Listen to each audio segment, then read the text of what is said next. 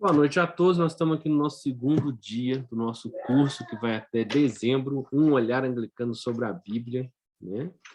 E o professor Davi já está aqui. Sem mais delongas, Davi, é com você, pode ficar à vontade. Então, boa noite a todos e a todas. Sempre me sinto em casa aqui nesse grupo. Vi alguns nomes novos, então sejam bem-vindos. Quem está chegando pela primeira vez pode assistir, né, ao primeiro encontro.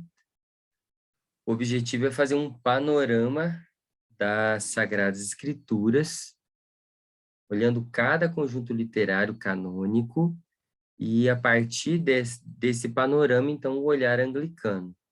Paralelo ou junto, né, com esse estudo bíblico, vem um estudo teológico, pensando uma hermenêutica da inclusão. Esse é um grande desafio para nós, perceber a Sagrada Escritura como uma notícia que vai ao encontro de todas as pessoas numa acolhida ativa, né, que busca incluir. No mês passado, nós conversamos sobre a estrutura canônica da Bíblia, entendendo que cada texto, cada livro bíblico tem uma história própria. No conjunto, ele é palavra de Deus que se dirige a cada um de nós. Palavra de Deus, tem Deus por destinatário, Deus por remetente, né, emissor, e tem o ser humano como destinatário. Então, quando Deus fala, inspirando os homens, é preciso que essa mensagem chegue em palavras humanas. E quando Deus faz esse movimento ao encontro das pessoas, a sua mensagem então fica localizada historicamente, geograficamente. Língua de quem? Palavras de quem? Então, quando sabemos que o texto do Antigo Testamento, ou a Bíblia hebraica, foi escrito em hebraico e aramaico, que a sua tradução para o grego, que é a 70, tem grande importância, porque será o texto lido no Novo Testamento. Então, alguns textos bíblicos terão partes em hebraico, aramaico, e algumas tradições confessionais cristãs terão partes em grego, e o Novo Testamento em grego. Então, o nosso texto bíblico é um texto intercultural, né? A mensagem vai atravessando aí cada língua, e não é só mudança palavra por palavra, de código, mergulhar em uma nova cultura e ali fazer acontecer a mensagem de Deus. Então, estudar Sagradas Escrituras, irmãos e irmãs, é entender que é Deus falando com palavras humanas. Então, eu vou ter que compreender em cada conjunto literário que gênero textual está presente aqui? Qual é o vocabulário? Qual é o mundo? É agrícola? É urbano? É sacerdotal? É leigo? É uma sabedoria clânica que vem das famílias? É uma sabedoria das escolas da corte? Vinda uma sabedoria compilada no mundo monárquico? Então, esse profeta é um sacerdote profeta? É um leigo profeta? Como Amós, que era agricultor e pastor, ou Jeremias, que era sacerdote de uma comunidade que estava meio à margem, né? Ou Isaías e Ezequiel, sacerdotes, né? No caso de Ezequiel, sacerdote, mas que está no exílio. Então, quer dizer, estudar a Sagrada Escritura para compreender a mensagem que o autor quer me transmitir, portanto, a palavra de Deus, eu preciso ler o texto pensando que ele está localizado, no século I da era cristã, no fim do século I, é antes da queda de Jerusalém, né? Depois, é antes do exílio, depois do exílio. Então, essas palavras que eu estou dizendo aqui, nós vamos ter que irmos acostumando. Eu falava sempre em cursos bíblicos, né? Nas comunidades, que é para pegar um cronograma, né, do texto bíblico, né, um panorama ou geográfico, ou uma cronologia com as datas mais importantes, botar num cartaz bem bonito e tomar café olhando para aquilo todo dia de manhã, até a mente internalizar o lugar, o tempo, porque senão a nossa leitura fica extremamente frágil, tá certo? Porque eu não estou escutando o autor, né? Eu pego um texto dele e arranco do ambiente onde ele nasceu. Então, há muitos métodos comuns a todas as confissões cristãs, e pensando aqui a Bíblia hebraica, judeus e cristãos e estudiosos da Bíblia hebraica, há muitos métodos comuns a todos e partilham da convicção que a Bíblia não pode ser lida sem método, certo? Sem uma postura de escuta atenta do texto. Não basta só uma leitura literal, senão não entendemos o que o texto está falando, tá certo? Há gêneros literários como códigos de leis que proíbem, códigos de leis que propõem. Há gêneros literários como narrativos, que são lendas, que são sagas, que são relatos, cada um a sua forma, parábolas, alegorias, cada um a sua forma transmite a intenção do autor. E é isso que estamos procurando ao estudar o texto bíblico, né? O que o autor humano, aqui pensando, quer falar para mim? O que eu posso captar do texto? O que ele quer me falar? E está tocando essa mensagem que Deus, que inspirou esse autor, está falando comigo.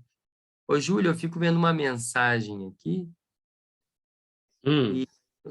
mas um cartaz aberto, uma janelinha aberta aqui, mas não aparece para ninguém não, né? O que você está vendo aí aberto aí? This meeting is being recorded by the host. Sim.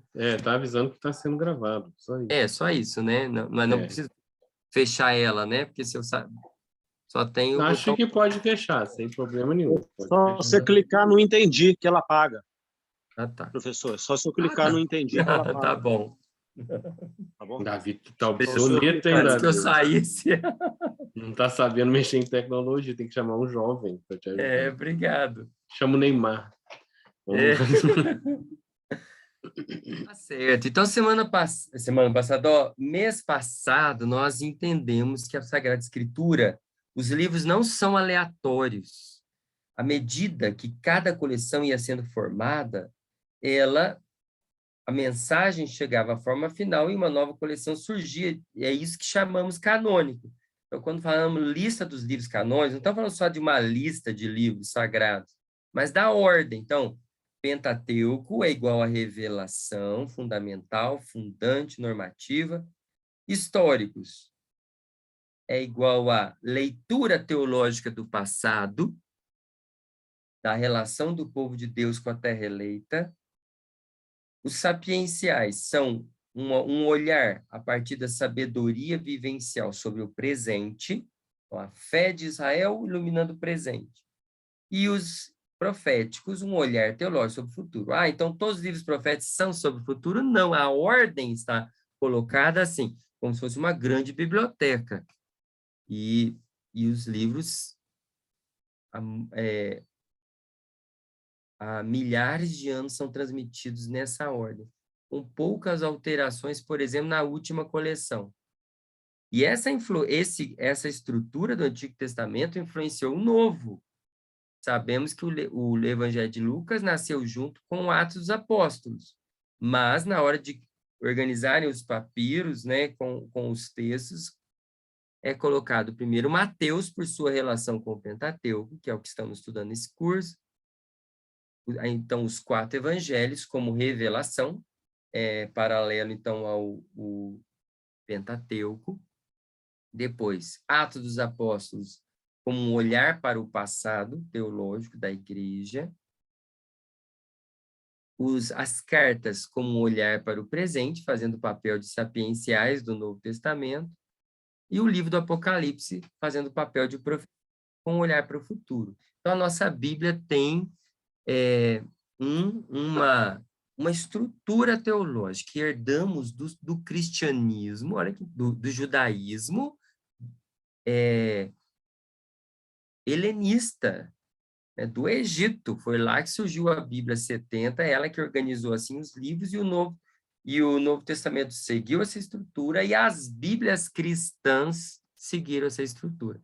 Não importa a confissão cristã, pode haver alguns livros a mais ou a menos dentro de tal confissão, mas a ordem permanece. Essa ordem em quatro, uma estrutura em quatro partes, seja para o antigo, seja como novo. Ou seja, recebemos da experiência, a tradição cristã, recebemos dessa experiência uma forma de ler os textos no seu conjunto. Tá certo? E então, vamos seguindo nesses conjuntos literários, vamos começar agora um olhar sobre o Pentateuco. Então, só chama atenção que o fato de ler assim, dentro desses conjuntos canônicos, não quer dizer que os livros tenham nascido nessa ordem, certo? Cada conjunto de livros tem uma história própria.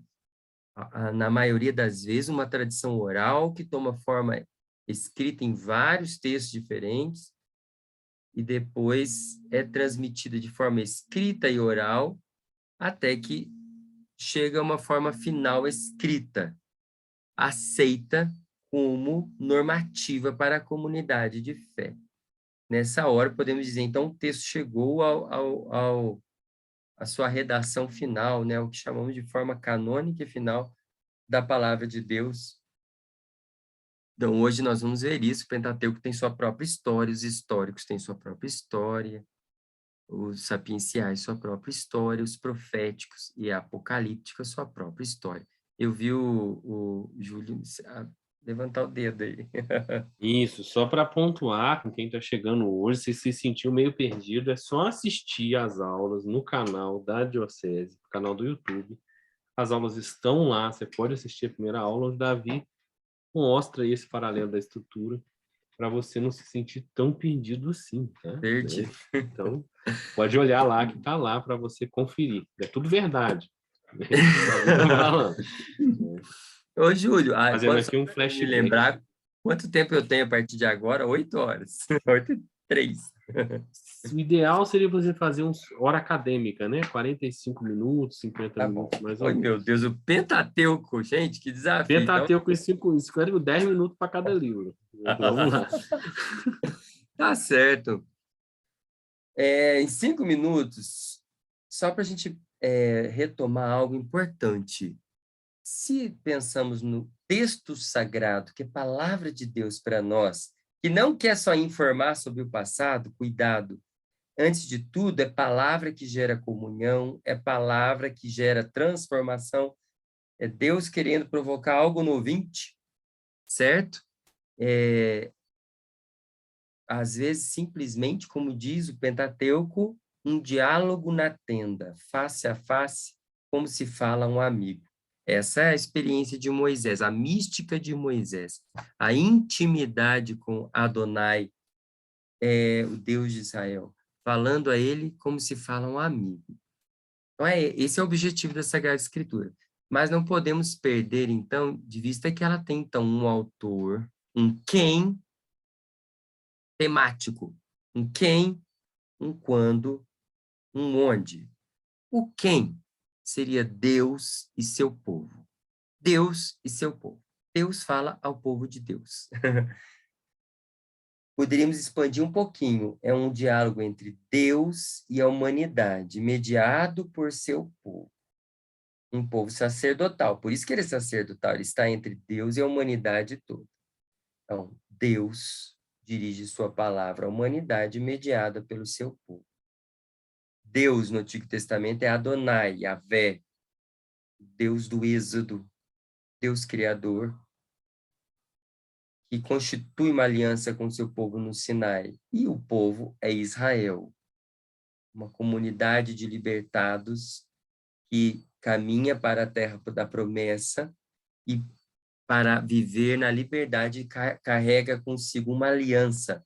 Uma vez libertado pela graça, agora terá que viver a vida na liberdade. Certo? Então, essa é a história. O Antigo Testamento gira em torno desse diálogo entre Yahvé, ou Javé, e Israel, o povo de Deus. Israel aqui pensado como nome que a Sagrada Escritura deu para um povo teológico. Am Adonai, o povo de Deus, distinto dos outros povos, os Goim, os povos, que é mais distinto não como uma eleição, como uma forma de distinção para privilégios, mas para a missão. Todos os povos, olhando o povo de Israel, veriam como é justo o Deus de Israel e se aproximariam de Deus. Não por um constrangimento da consciência, por um milagre violento, um sinal violento, mas pela justiça do povo de Deus. Então, o povo de Deus aqui é uma expressão teológica, né? Israel é o povo de Deus e esse povo régio sacerdotal media com os outros povos. De alguma maneira, como diz o Pentateuco, através de seu povo, Deus quer abençoar todas as nações. Esse é o horizonte missionário, esse é o horizonte da eleição, vocação de Israel.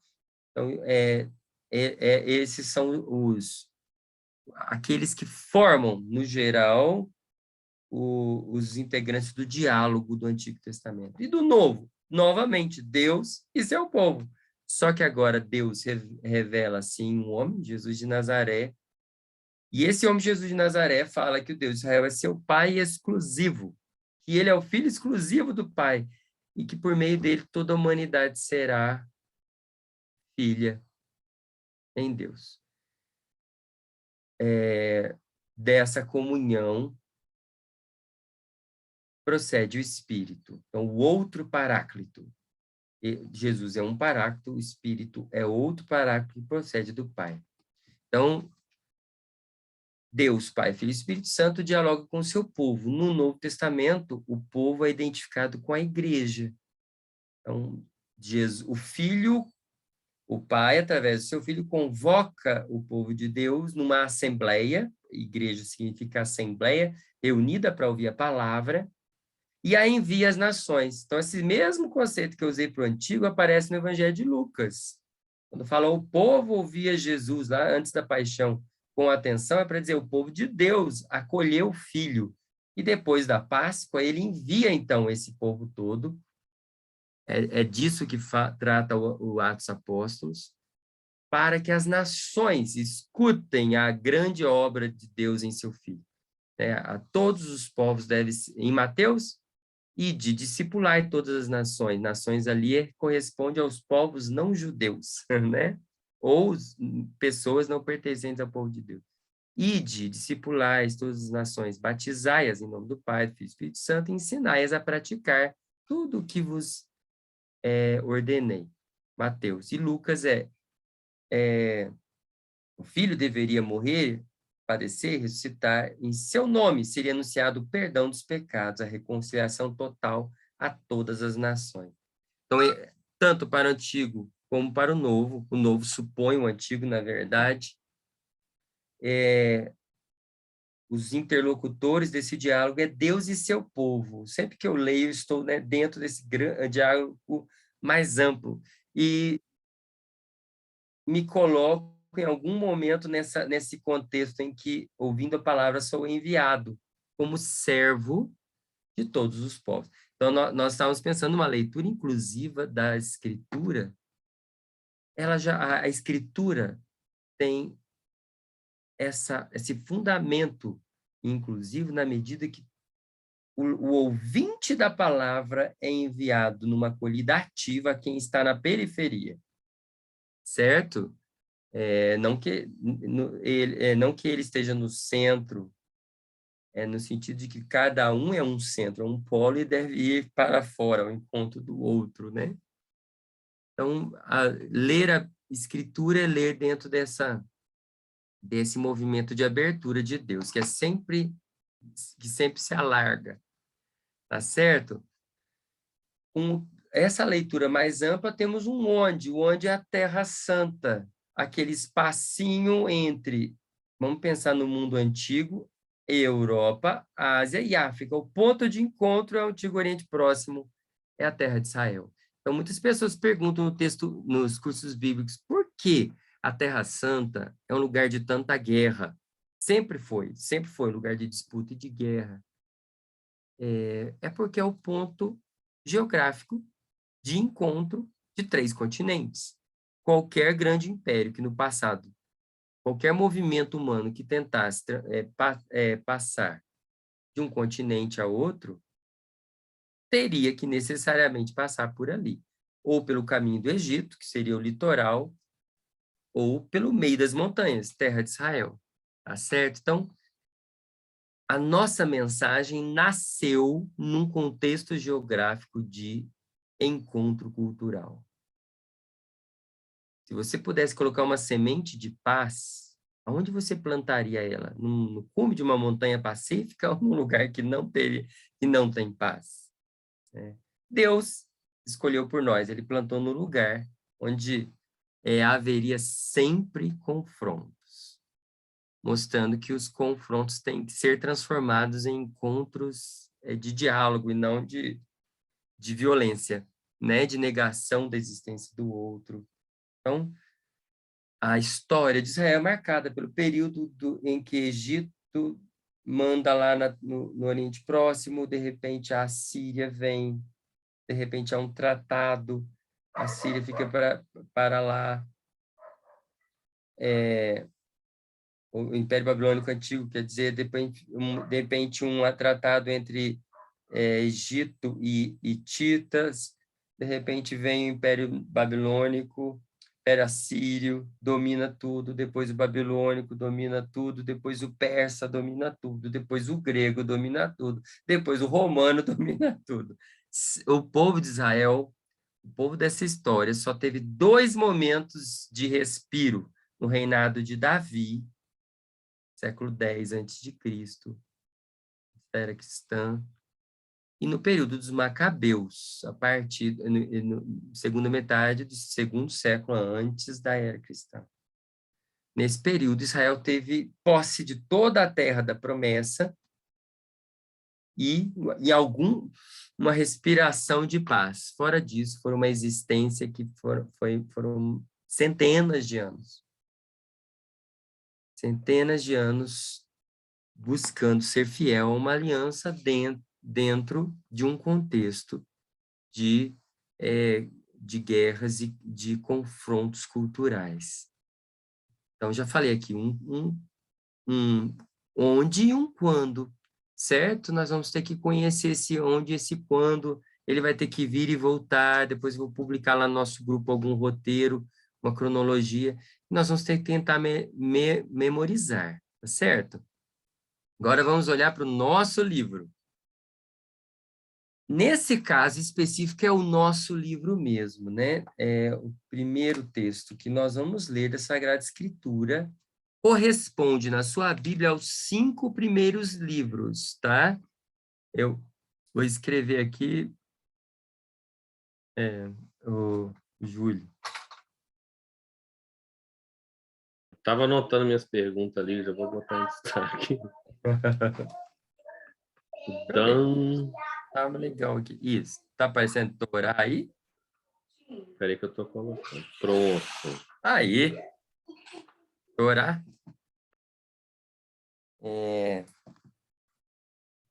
Então tá.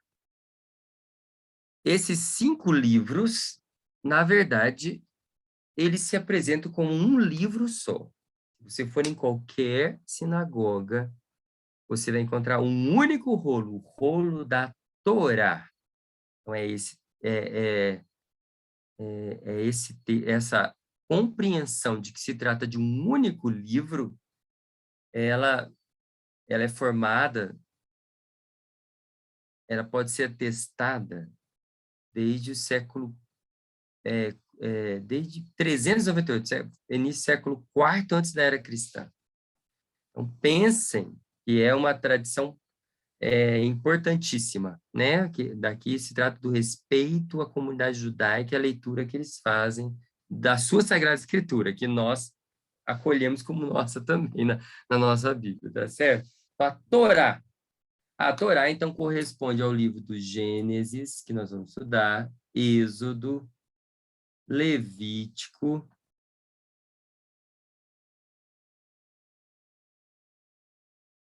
Números e Deuteronômio. Tá certo? Deixa eu ver se dá certo aqui. Peraí. Meu 4.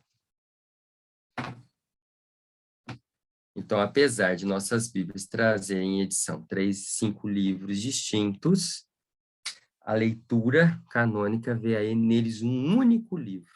E o que significa a palavra Torá? Em geral, ela traduz lei. Mas cuidado com essa palavrinha, que ela pode ser perigosa para quem está começando a estudar a Bíblia, tá bom? Por quê? Porque quem conhece o apóstolo Paulo sabe que ele discute muito lei versus graça. Obras da lei versus as obras da graça. E, no caso, obras versus fé. Justificação pela fé versus obras da lei. Então, esse tipo de compreensão que é própria do mundo paulino, fazer uma leitura estranha ao como o Pentateuco se compreende, como a Torá se compreende. Então, vamos lá. Eu vou apagar essa compreensão aqui. Em primeiro lugar, Torá é um substantivo que vem do verbo revelar. Revelar. E ela se refere ao ato. Parece que pausou minha câmera aqui. Rapaz, pausou não. Perfeito. Não? Não. Revelar era Torá e Ará era o verbo do sacerdote. Quando você ia nas experiências mais antigas de Israel, você ia ao sacerdote perguntar: e aí, vou ou não para essa guerra? Vou ou não trabalhar? Então, eles jogavam umas pedras chamadas Urim, Tumim, e ele dizia sim ou não. Então, o sacerdote era o intérprete da vontade de Deus. Revelar aqui tem a ver com vontade de Deus. Então, o sacerdote tem uma função. Ele tem a função de compreender a vontade de Deus para o fiel e transmiti-la ao fiel, ajudá-lo a discernir, então, a vontade de Deus. Além de abençoar, mediar, né, por diversos rituais, a santificar ali a vida do fiel. Então, em primeiro lugar, Torá tem esse mundo próprio que é o da instrução sacerdotal, tá certo? Então, instrução sacerdotal. Poderíamos pensar assim.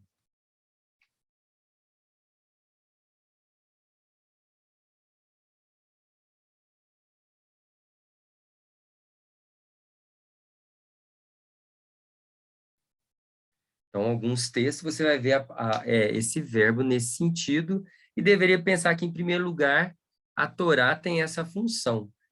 É o Deus de Israel, mediado, né, pelos seus sacerdotes, no caso aqui é Moisés, o grande mediador profético, que está transmitindo a sua vontade. Bom, a palavra Torá aparece de outra maneira também, uma outra instrução. Eu vou pedir para alguém ler para nós, que é muito bonito. É Provérbios, capítulo 1, versículo 8. Quem pode ler para nós? Qual tradução você quer? Pode ser a primeira aí que apareceu. Se for a Jerusalém ou a Almeida, é melhor. Filho, sim. Filho, É ouve a Vulgata que nós instrução do queremos. teu pai. Não. João Ferreira de Almeida. Filho meu, ouve a instrução de teu pai e não deixes o ensinamento de tua mãe. Instrução e ensinamento aí traduzem a palavra. Torá aparece no ensinamento da mãe. Então, o pai ali coloca os limites, orienta a vida, demarcando os limites. E a mãe, na sabedoria de como viver. A palavra Torá aí, ouve a Torá de tua mãe.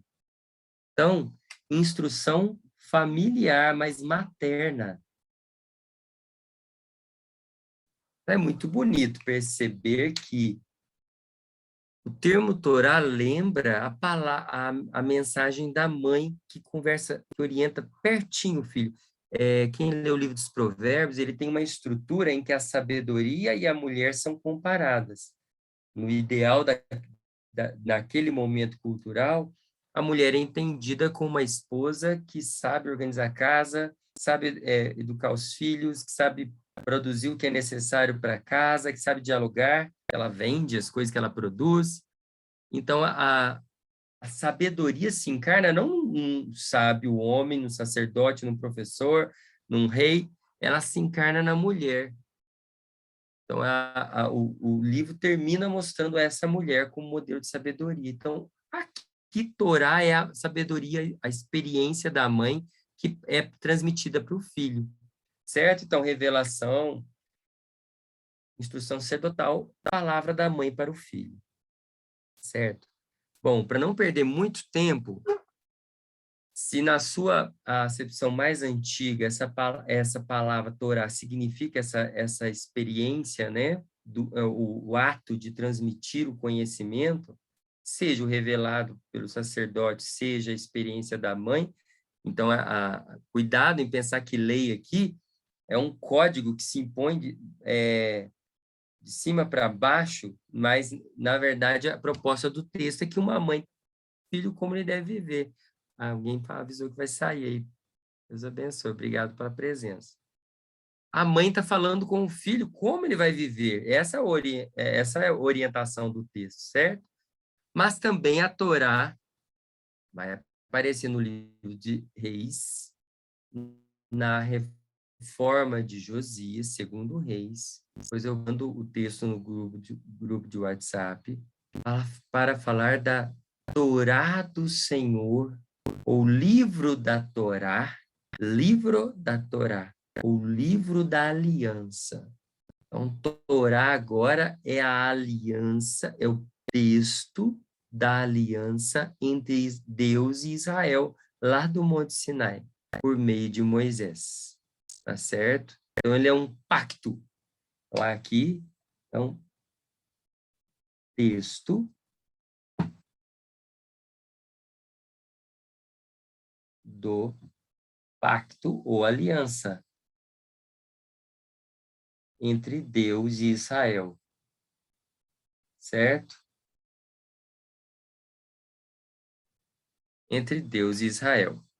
Vou apagar isso tudo aqui. Eu peguei um... Então, assim aparece na reforma de Josias, essa palavra Torá tem mais a ver com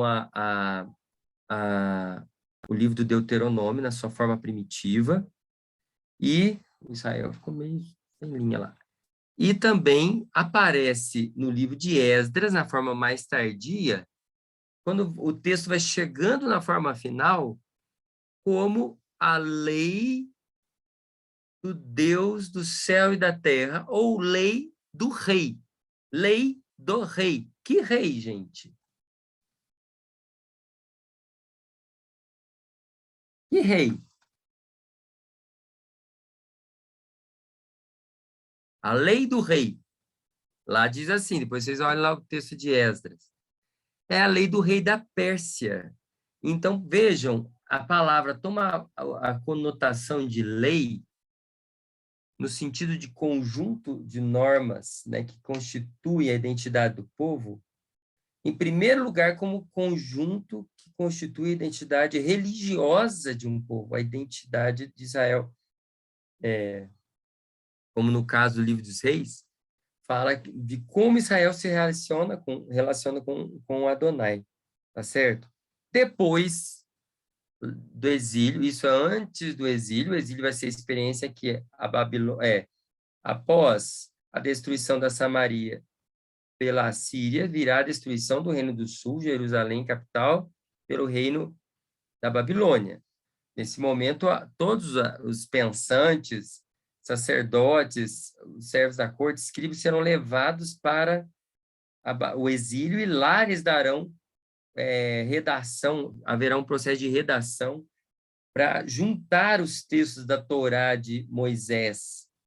Então, nesse momento, quando o Império Persa destruir a Babilônia e libertar os israelitas, ou agora são judeus, os judaítas que foram para o exílio, agora eles tomam a frente da religião, porque as outras tribos desapareceram, então agora eles se tornam os judeus, tá certo? Então, judaíta antes significavam alguém da tribo de Judá, filho de Jacó, de Isaac, Abraão, né? Depois, agora, judeu se torna um termo para a religião de Israel, depois do exílio. E eles voltam conduzidos por Esdras, levando consigo uma lei. O Império Persa pede, então, como ele gera adesão, coesão dentro do seu grande império mundial. O que os persas fazem? Eles devolvem todos os povos que estavam deportados para a sua terra de origem. Investem para que esses povos levem de volta seus objetos litúrgicos e, com investimento do Império, reconstrói seus templos. Dessa maneira, o Império Persa encontra apoio exatamente nas classes sacerdotais de cada povo dominado, tá certo? Então, ele concede uma liberdade religiosa no sentido de que agora a lei daquela religião corresponde à lei do rei. Então, o Império Persa, diferente dos outros povos, ele não pegou a lei lá da Pérsia e impôs sobre todos. Ele reconheceu a lei persa, ela legitimava a lei local de cada povo, certo? Então, fazendo uma caricatura, que é como se, um período longo, aí, quase 100 anos, mas o Império Persa disse aos judeus, israelitas do sul, voltem para sua terra, reconstruam sua comunidade a partir da religião, não da monarquia antiga, não existe mais rei, agora vai ser uma hierocracia, os sacerdotes vão governar o lugar, reconstruam a sua comunidade e vocês têm um tempo para, novamente, publicar a lei oficial de vocês. A lei que vocês publicarem lá, a Pérsia legitimará.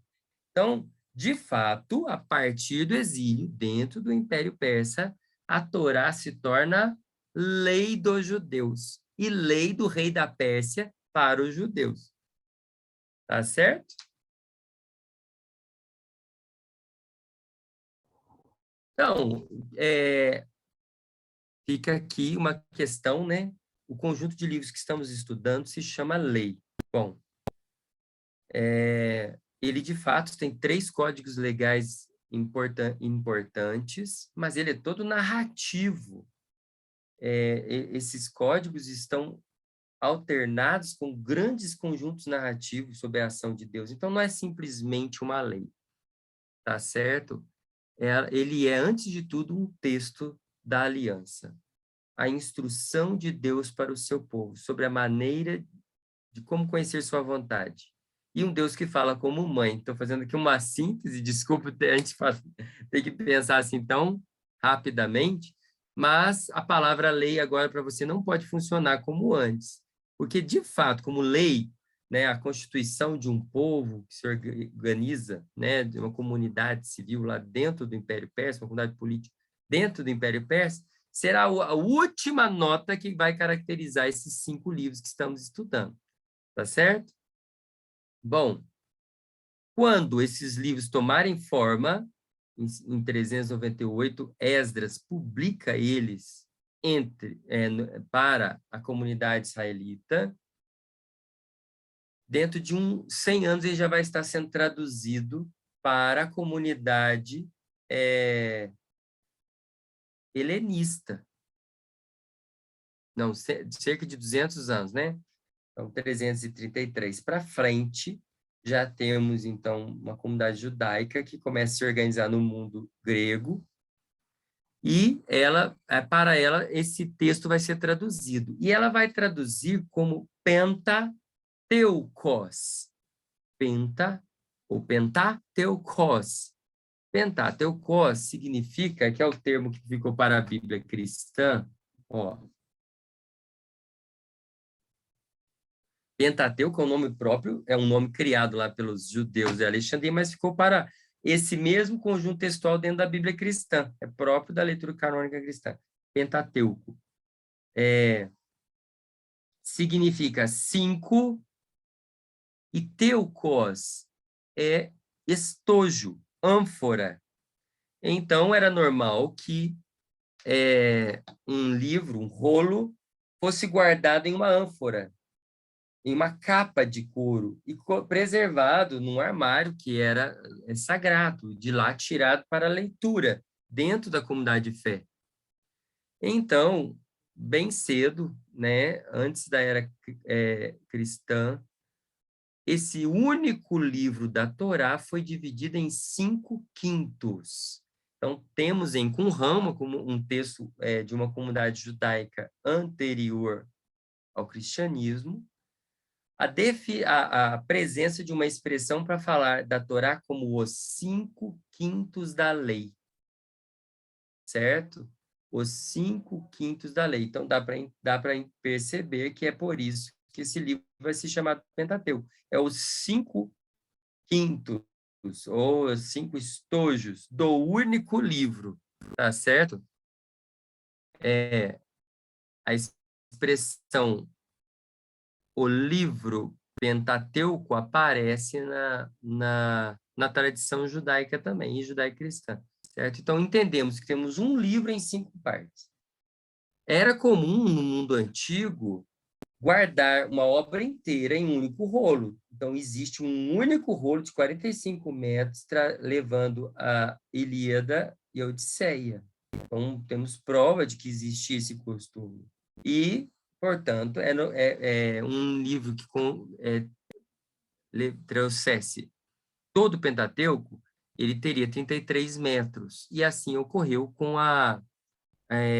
assim ocorre nas comunidades judaicas atualmente. Então, portanto, deveria ter um único livro. Mas por que 5/5? Provavelmente porque ele tem uma estrutura teológica em 5 partes. Então, novamente, eu vou trazer esse assunto, que a forma final ela foi feita para ser lida dessa maneira, né? Não é só o testemunho da experiência salvífica, mas como entendemos a experiência salvífica, como o autor sagrado entende, tá certo? Então, eu vou compartilhar aqui uma imagem.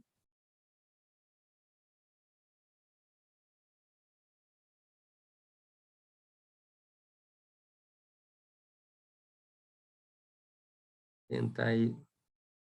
Eu consigo compartilhar? Agora consegue, vai lá. Ah, então tá. Obrigado. Aqui, o quadro sincrônico do Pentateuco. O Pentateuco como conjunto canônico. Tem aqui, vocês estão vendo, o Gênesis, o Êxodo, o Levítico, Números e Deuteronômio. Tá certo? Então, em primeiro lugar, percebemos que o nosso texto é dividido em 5 livros. 5 livros. O nome da Bíblia hebraica para esses 5 livros é a primeira palavra de cada um deles. Então, Gênesis se chama no princípio. Êxodo se chama os nomes, porque esses são os nomes de Israel no Egito. Levítico se chama e chamou. Deus chamou o seu povo. Números no deserto. E Deuteronômio se chama as palavras. Essas são as palavras que Deus disse através de Moisés na planície de Moabe. Já a tradição grega traduziu pelo tema mais importante. Gênesis, a origem do mundo, a origem de Israel e a colocação de Israel no mundo. Êxodo, a saída, o evento salvífico principal, junto com a criação, é o tema principal de toda a Sagrada Escritura. O Deus que cria, o Deus que liberta. O Levítico, porque esse é o termo no mundo grego, da helenista, para os sacerdotes. Então, é um livro sacerdotal, é o livro do rito. O Números, há uma contagem, né, das famílias israelitas, dos clãs israelitas, antes de sair do Sinai e ir para o deserto, para a Terra Prometida. Esse recenseamento é entendido como um recenseamento militar. Deus agora tem um povo, que é o seu exército, e eles vão fazer uma campanha militar para entrar na terra de Israel, como se fosse uma grande epopeia, assim, né? O Lusíadas. Né? Ele vai entrar e tomar posse da promessa. Tá certo? Então, ele se chamará Números, porque será esse processo de enumeração das tribos, tendo a tenda de Deus no meio. E Deuteronômio como a segunda lei. Bom, essa expressão aparece no próprio livro de Deuteronômio para falar de a cópia da lei. Cópia da lei significava o rei tem que trazer consigo um rolo da Torá e meditá-lo, recitá-lo, decorá-lo de noite para viver exatamente como a Torá manda e não se erguer orgulhosamente entre os irmãos. Olha que bonito. Não se erguer orgulhosamente entre os irmãos. Então, o rei de Israel tinha havia uma compreensão singular do que era ser rei em Israel, tá certo? Ele tinha a missão de pastor, de cuidar dos outros à luz da Torá. E se ele, por algum momento, usasse o poder a seu favor, traísse a aliança, então ele tinha perdido o horizonte da Torá. Ele devia meditar essa cópia e não se desviar nem para a direita, nem para a esquerda. Então, Deuteronomos parece ser uma tradução literal dessa expressão, a cópia da lei. Mas dentro da narrativa, ele é a revisão da Torá. É como se Moisés revisasse todo o itinerário espiritual vivido para que eles pudessem, no último dia antes de Moisés morrer, estar preparados na sua identidade para entrar na Terra.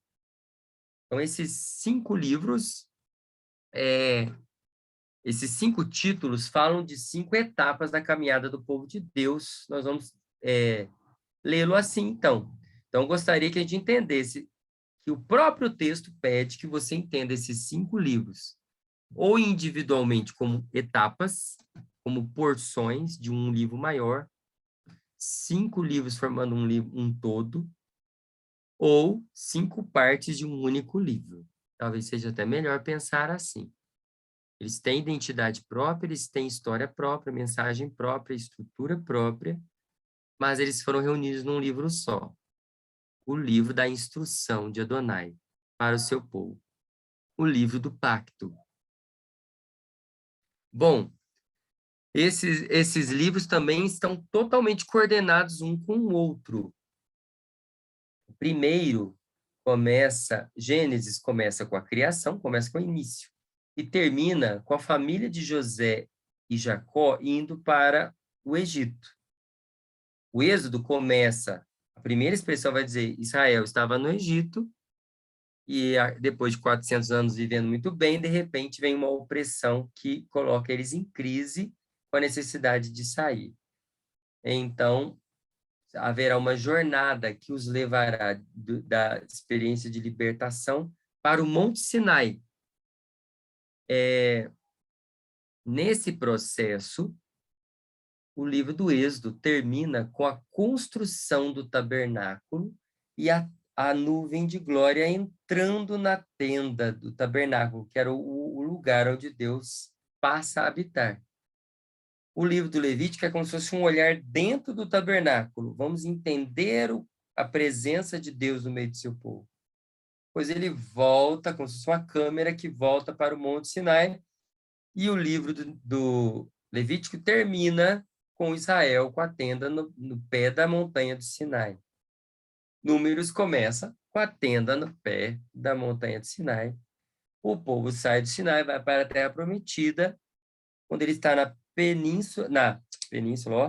nas margens do Jordão, nas planícies de Moabe, encerra Números. E começa o Deuteronômio aonde?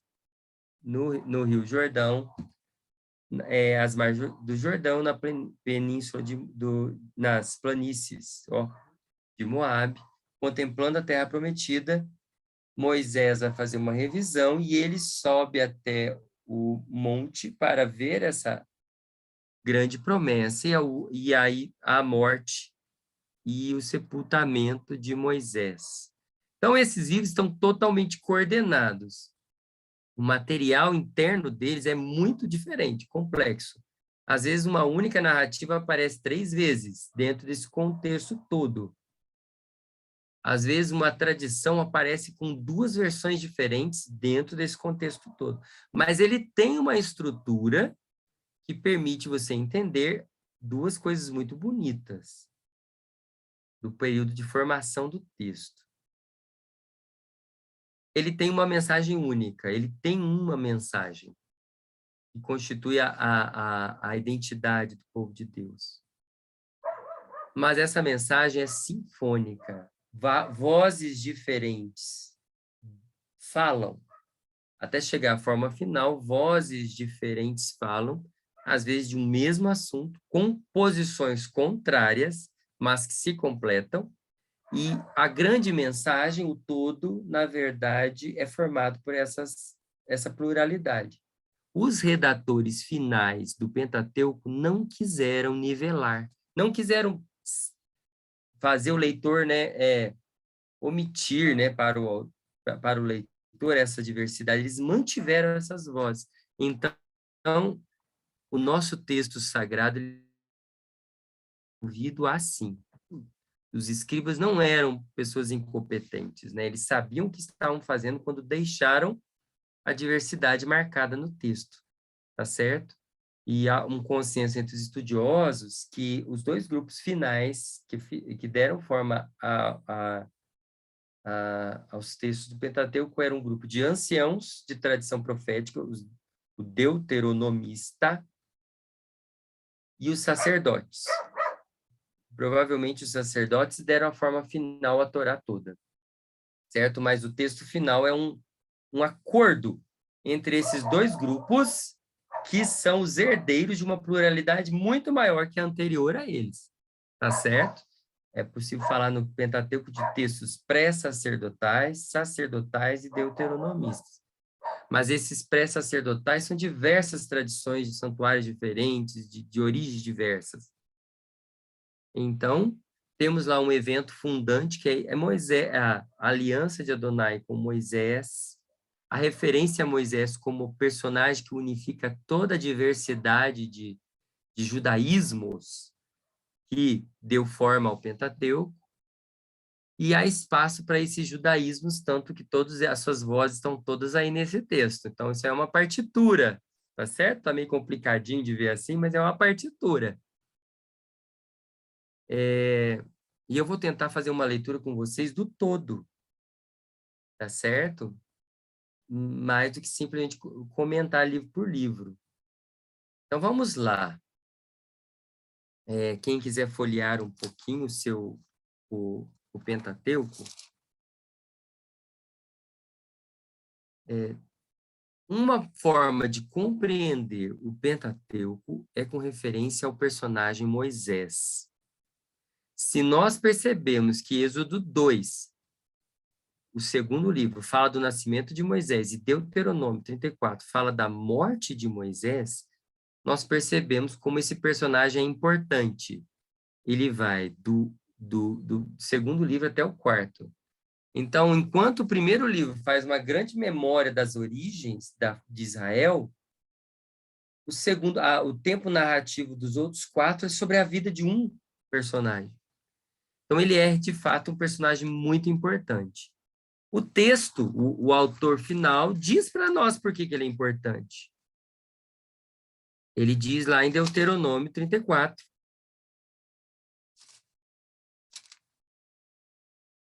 a conclusão, chamado colofão. né? Capítulo 34, versículo 10 seguintes. E em Israel nunca mais surgiu um profeta como Moisés. Então, Moisés está aqui como um profeta. Profeta é o mediador. A palavra profeta em hebraico significa o chamador chamado. Olha que bonito. O chamador chamado. Então, Moisés é alguém que foi chamado por Deus para, por meio dele, Deus chamar todo Israel. Então, a experiência fundante da Sagrada Escritura é a dimensão da concepção profética, de que Deus inspira um homem para falar a ele e assim reunir os homens. Só que aqui Moisés é diferente de todos os outros profetas. Então, esse texto que é tardio, né, já está lá no exílio, pós-exílio provavelmente, ele já está separando Moisés das outras experiências de Israel, dizendo que ele é o maior profeta, a quem Adonai conhecia face a face. Então, olha, a palavra quer nos conduzir a esse encontro face a face, da amizade.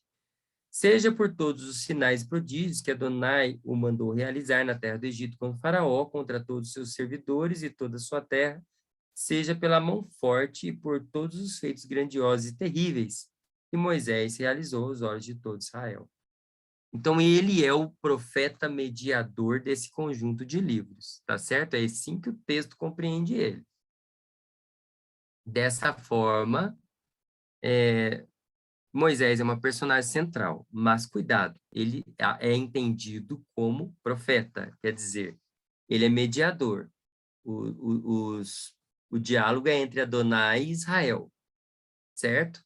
Entre Deus e seu povo. E Moisés está aí como numa função profético-sacerdotal. Ele recebe a instrução e a transmite. Tá certo? Entendido aqui a dimensão teológica dele, né? Então, nesse sentido, o primeiro livro, que é Gênesis, passa a ser o texto que fundamenta a experiência dos outros 4, tá certo? Então, Deus cria o mundo em 2 etapas, 2 atos, criação e dilúvio.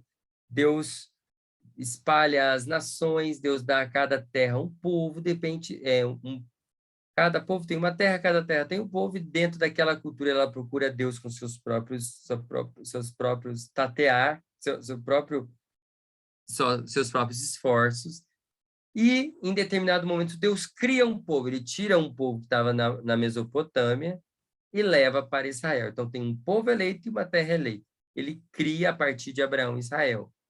Bom, esse Israel vai virar povo de Deus só lá com Moisés. Então, esse é o eixo central que une a partir de Moisés, né? A história se afunila em Israel para que Moisés o constitua povo de Deus e o faça entrar na terra eleita. Então, eixo 1, certo? Começa em Gênesis, história antepassados, Êxodo, Deuteronômio, história da mediação operada por Moisés. O eixo 2 é muito interessante. Por quê? Porque nós vamos perceber, se você ler o Pentateuco inteiro, que é um caminho dramático de Israel, o povo de Deus. No começo, a criação do mundo, a criação do povo de Israel, em sua relação com a terra. Gênesis 12, Deus diz a Abraão, vai, deixa teu pai, tua parentela, tua terra, e vai para a terra que eu vou te mostrar.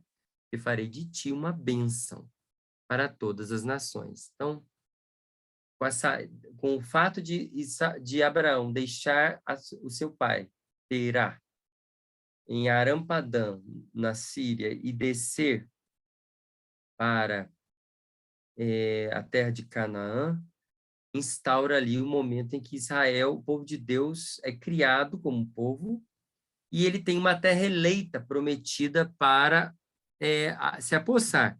Só que Abraão não fará dessa maneira violenta. Ele vai andar na terra, conviver com as pessoas, consagrar os santuários que já existiam em Canaã para Adonai, o Deus que se manifestou para ele, ali como El Shaddai. E, a partir dessa experiência de diálogo, convivência, ele vai comprar um lugar, uma terra, onde será sepultada sua esposa. Então, o foco é contemplar a terra da promessa, convivê-la e esperar que Deus estabelecer alianças andando por seus limites, assim que Abraão, Isaque e Jacó viverão andando por Israel, estabelecendo seus limites e esperando em Deus para que Deus lhes dê essa terra, certo? Bom, eles saem, vão para o Egito, nós sabemos essa história, tornando-se escravos lá, precisam ser libertados. O Deus que fez uma aliança com Abraão, agora é parente dessa família e tem que tirá-los, ele é o redentor, ele é o Goelo, ele é o principal membro da família que tem que defender os mais frágeis. Então, ele se lembrará desse pacto e, por meio de Moisés, retirará Israel do Egito e os levará para a terra da promessa. Mas há uma jornada a ser feita, olha lá. Do Egito pelo deserto ao Sinai, livro do Êxodo. Levítico, no Sinai. Números, do Sinai a Moabe, até a divisa da terra prometida. Deuteronômio, instruções para a vida, revisão da caminhada e instruções para entrar na terra da promessa. Então, há uma jornada dramática em que o povo de Deus precisa sair da escravidão, eles saem por graça, porque eles não são eles que operam a libertação deles. Deus e o faraó entram numa disputa e o povo é libertado. Então, Israel sai do Egito, libertado. Isso trata-se novamente da graça. Só que agora eles são um aglomerado de ex-escravos.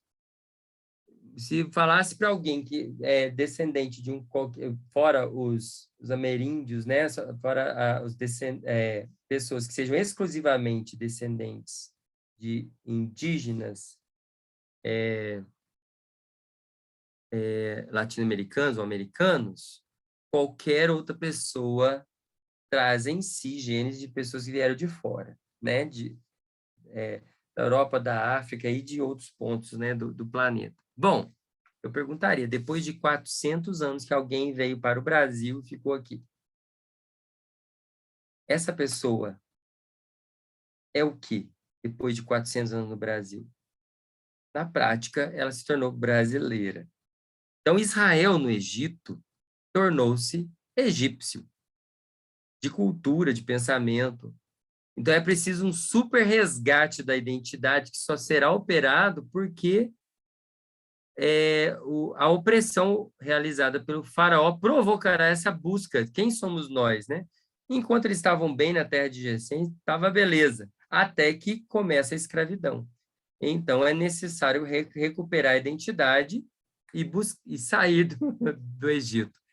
Então, nesse momento, nós temos ex-egípcios, ex-escravos egípcios, perambulando na península do Sinai, que é uma península que liga a África com o antigo Oriente Próximo.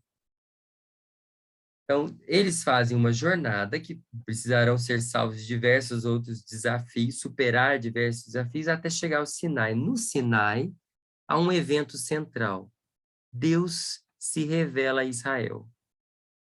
Certo? Então, essa narrativa começa em Êxodo 19, vai até a metade de Números também, tendo o Levítico no centro. Então, quem quiser ler um texto lindo de Êxodo 19, em que Deus fala, vejam, eu sou o Senhor, eu vos trouxe aqui com asas de águia, vos libertei da escravidão do Egito e vos trouxe para cá. Agora, se vocês quiserem ser o meu povo, em atenção à promessa dos pais, mas se vocês quiserem ser o meu povo, eu serei seu Deus e vocês serão o meu povo. E eu vou concluir um pacto com vocês. Então, agora temos um salto na aliança, na nova etapa. As pessoas libertadas precisam viver como pessoas livres. Então, Deus se auto-revela e revela a sua vontade no código da aliança, no decálogo, para que o povo continue a viver na liberdade. Então, temos um texto aqui, na verdade, 3 textos trazendo a aliança de Adonai com 3 versões da aliança. de Adonai com seu povo. Êxodo 19, 20. Deuteronômio, o livro do Deuteronômio, de 12 até 26.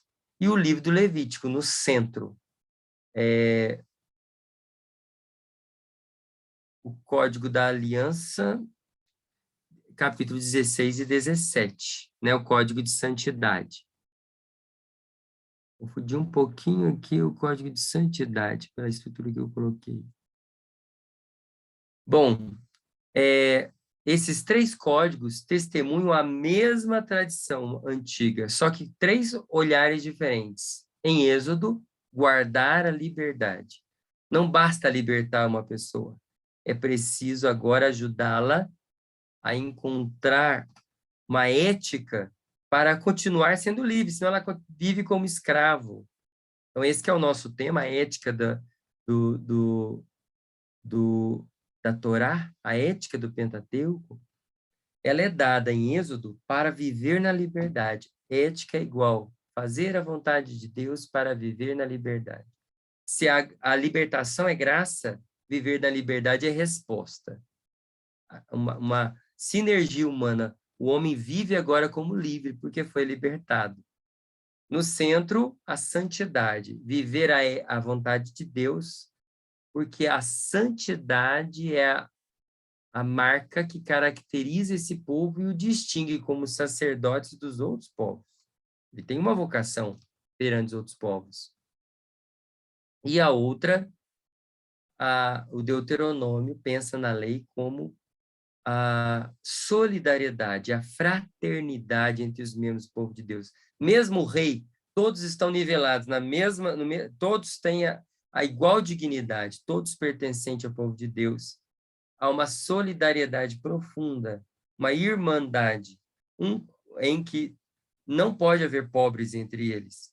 Até os animais são cuidados. O estrangeiro, o órfão e a viúva, os mais frágeis têm prioridade nessa solidariedade. Então, esse horizonte vai marcar o Sinai. O Sinai é o lugar onde Deus se revela, a montanha que está no meio do nosso livro. Ela é o lugar para onde se levam as pessoas libertadas para que façam um pacto de liberdade e assumam agora as suas próprias vidas.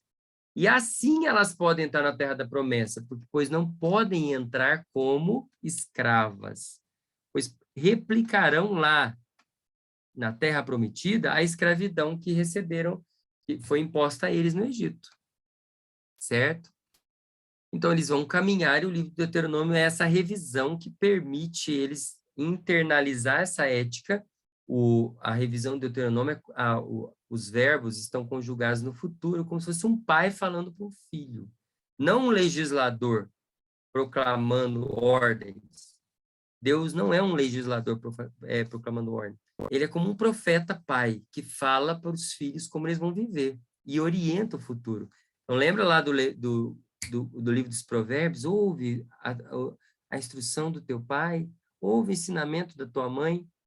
Deus é pai e mãe que fala como viver na terra. Tá certo? Então, esse é o eixo que marca aqui, então, promessa do Egito ao Sinai, Sinai no centro, do Sinai a Moabe, Moabe na borda. O terceiro eixo vai falar do tema interno de cada livro. Quer falar? Pode falar. Então, Davi, pelo horário, eu estou pensando aqui se a gente não consegue colocar isso para rolar dentro do grupo, alguma coisa parecida. Perfeito. É porque eu quero saber o resto também.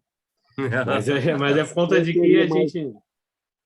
Como é? Reverendo Júlio, mas Pois quanto não? tempo que você, dentro dessa fala do professor Davi, que ele chegaria ao final? Às vezes falta pouco, às vezes se faltar muito, não Olha, sei. eu e o Uma Júlio, ideia, a gente conversa uma tomando pergunta, café uma e é pergunta. eterno. É eterno, nós somos capazes Pela de minha não parar experiência pela minha Mas experiência eu de posso fazer em 10 conversar, minutos, Entendi, fechar entendi. esse quadro para você estudar o consegue fazer em 10 minutos fechar consigo, o em 10. quadro? Em Então 10. vamos fazer o fechamento então. É só porque a gente tem que pensar em como que vai ficar também para ficar online, né? Para ficar online você não É verdade. consegue sustentar um vídeo online. imenso. Tá certo. Né? Então tá, então vamos lá, 10 minutos aí. Tá?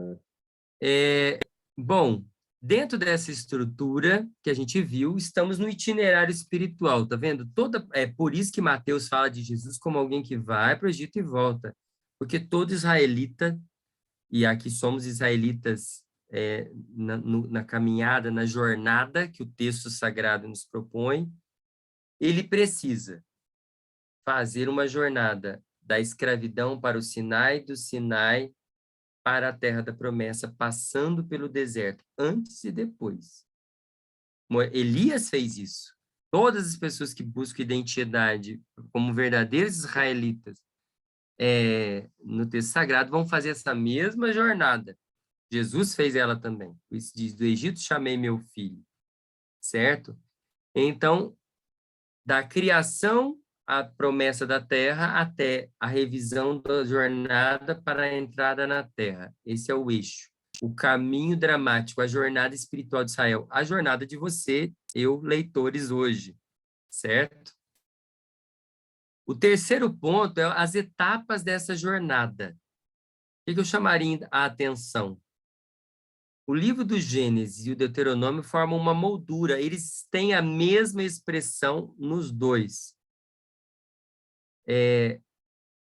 Deus chama Abraão e fala, sobe até aqui e vê a terra que eu darei a teus descendentes. Ele fala para Moisés no final, sobe até aqui e vê a terra que eu darei a teus descendentes. Então, ambos os textos são uma moldura que trazem o tema criação, promessa da terra, Gênesis. Instrução para viver na terra criada, que agora é o mundo, mas é Israel, transformado por toda a jornada. Gênesis termina com a bênção de Jacó aos 12 filhos, caracterizando lá a identidade de cada um, principalmente ali Judá, a partir do qual a Sagrada Escritura vai entender que há a identidade judaica é formada. No outro, Moisés vai fazer uma bênção às 12 tribos novamente. No primeiro, enterro de Jacó. No último, enterro de Moisés. Jacó é enterrado na terra da promessa, Moisés é enterrado no céu, por Adonai, tá certo? Então, duas molduras. Qual é a moldura? Qual é o tema principal? Deus cria um mundo bom, Deus cria uma terra boa, e ele quer colocar seu povo nessa terra. Na outra moldura, é preciso ser livre na ética da solidariedade, da fraternidade, da aliança para estar nessa terra. Senão o homem corrompe essa terra. Olhando no primeiro livro, quando os homens tentam assumir o lugar de Deus, eles criam uma sociedade violenta. Perdem a noção de que tudo é criatura fora Adonai. Então, quando alguém tenta assumir, eu sou agora quem diz o que é bom, o que é mal, ele instaura a violência. Esse é o tema do primeiro livro. O segundo, como não fazer isso entre os israelitas, certo? Para que os outros povos vendo essa justiça se aproximem. No meio dos dois está um livro do Êxodo e Números. Os dois têm a mesma sequência de provações. Eles são eles são conduzidos pela mesma estrutura. Os israelitas partiram para tal e acamparam em tal lugar. Então, são dois livros construídos na moldura da jornada, de um lugar para o outro, certo? No primeiro, desafio da fome, da sede, da organização da liderança, do desafio de aderir a outras a imagens mais fáceis de Adonai, reduzir Adonai a projeções. Bom, o que em Êxodo é provações, porque Israel está sendo formado na liberdade, em Números aparece de novo, como tentações. Uma vez que foi feita a aliança, Adonai vai ver se Israel consegue sobreviver agora. Então, tem duas jornadas pelo deserto, uma para aprender, outra para exercitar, para ficar firme. Né? Você tem que transformar um monte de ex-escravos em um exército de combatentes. Essa que é a lógica. Ele tira, leva, fica girando no deserto até morrer a primeira geração, para que sejam não pessoas acostumadas com aquele alimento, mas pessoas que se alimentam de coisas do deserto e sabem entrar na terra, né? É preciso uma nova pedagogia do deserto para dar identidade a Israel, com provas internas e externas o tempo todo, seja um, seja o outro. No centro está o Levítico, onde o próprio Levítico tem uma estrutura também de que em que a primeira parte corresponde à última, a segunda à penúltima, e assim até o meio. Então, olha que interessante. O livro do Levítico trata da santidade ritual e da santidade ética. Santidade ritual tem a ver com a graça, ou seja, a forma como a comunidade celebra, transmite a santidade, que é a natureza divina, para a vida das pessoas. A forma de falar da natureza de Deus no Pentateuco é santidade. Ele é santo, separado, é outra coisa que não a criação. Então, a santidade litúrgica, quando eu celebro, eu participo da santidade divina. E a santidade ética, no sentido de que é aí que distingue Israel do entorno de Canaã, não basta participar do rito, é preciso uma vida que corresponda ao rito. Então, há o código da aliança que vai dizer como o povo deve viver, tá certo? Para que ele possa estar na terra prometida. Então, no centro do livro do Levítico, que tem essa estrutura, há um texto da reconciliação, porque Israel não é capaz de viver. É preciso um rito de perdão. Então, quero chamar a atenção que, seja o item 2 ou 3, a mensagem do Pentateuco é: Deus que criou Israel liberta-o e o conduz a uma aliança. Essa aliança é um dom, é graça, e espera uma resposta humana. Ainda que Israel não seja capaz de praticar, não esteja à altura de praticar essa resposta ideal, Adonai permanece fiel a Israel e lhe propõe um caminho de misericórdia e reconciliação. Então, essa fala minha é para que nós percebamos que essa ideia de chamar o Pentateuco de lei, de falar que o Deus do Pentateuco é um castigador, é perigosa. Depois eu vou estudar os gêneros literários através em um segundo momento, no grupo do WhatsApp, para a gente perceber que mesmo a linguagem violenta do Pentateuco tem que ser bem compreendida, certo? Bom, o quarto item seria a dimensão narrativa. Não é um texto de lei. Cuidado, lei não é só proposição legal. Lei é proposição de conjuntos de códigos legais.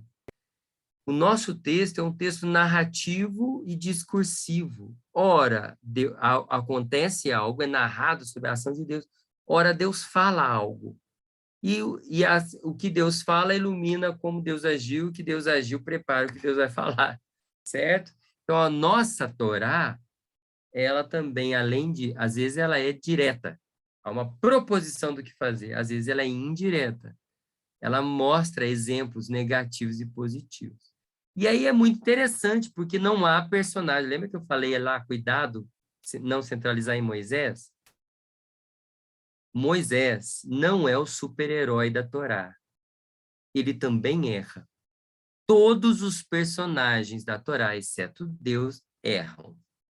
Então, não há super-heróis na Bíblia. Não há super-heróis.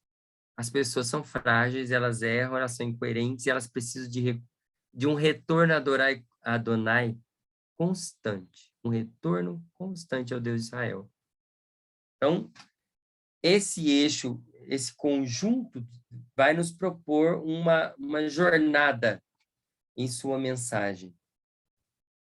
Uma vez libertados dessa tentação de querer assumir o lugar do divino e compreendendo que somos todos irmãos numa terra criada para que possamos viver nela, somos conduzidos pelo processo de libertação para o Sinai.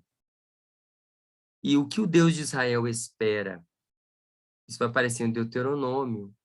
ele vai dizer, não pensem que eu chamei vocês porque sois um povo grande e forte, sois pequeno e fraco, mas em razão da promessa que fiz aos pais. Então, promessa novamente, a moldura. Mas, se vocês viverem a lei que eu proponho, os outros povos, vendo como sois fiéis, dirão, como é justo esse povo, como é sábio esse povo, quão justo deve ser o Deus deles. Então, qual é a ética da Torá? A gente pode trabalhar ao longo do mês agora. Uma vez libertados, é preciso viver na liberdade. Então, um eixo da relação com Deus. A experiência de adorar o absoluto, o direito de adorar esse absoluto, e de não reduzi-lo a nada, nem qualquer, nenhuma imagem, não, o texto do Torá não aceita nenhuma imagem. Ele não quer ser comparado a nada, a não ser ao evento de salvação operado no Sinai, certo? Operado no Êxodo. Vocês não viram nada, além de fogo e fumaça. Então, Deus libertou Israel e se revelou no Sinai pela sua voz. Então, adorar. E 2, não reduzindo ele a nada. E 2, uma dimensão horizontal, em que o povo convive, os membros do povo entre si, com aqueles pessoas estrangeiras que se aproximam e com os outros povos de modo digno dessa, que seja a resposta. Então, a relação com Deus, o amor a Deus é expresso no amor ao próximo. Então, é assim que aparecerá no centro do Levítico. Um texto do amor aos inimigos. Que amor aqui não é simpatia, bons sentimentos com relação a todas as pessoas. Se trata de tratar bem, cuidar da dignidade até daqueles que odeiam. Então, é algo bem realista. Ele aparece 3 vezes, o amor ao inimigo. Eu vou mandar um texto sobre isso. Seja no Êxodo, seja no Levítico, seja no Deuteronômio, os 3 códigos. Sempre pensando que adorar o Deus de Israel implica, dentro desse culto, servir as pessoas que estão mais próximas de mim, principalmente as mais fragilizadas. Esse é o centro do texto. Todas as vezes que Israel rompe essa dimensão vertical e horizontal da aliança, o pecado está instaurado, né? Pensando no primeiro livro. Né? O pecado é a morte do outro, é a violência contra o outro. Certo? Quando Israel vive isso, ele é sacerdote no meio das nações. Não só pelo rito, mas pela vida. Né? O cotidiano santificado.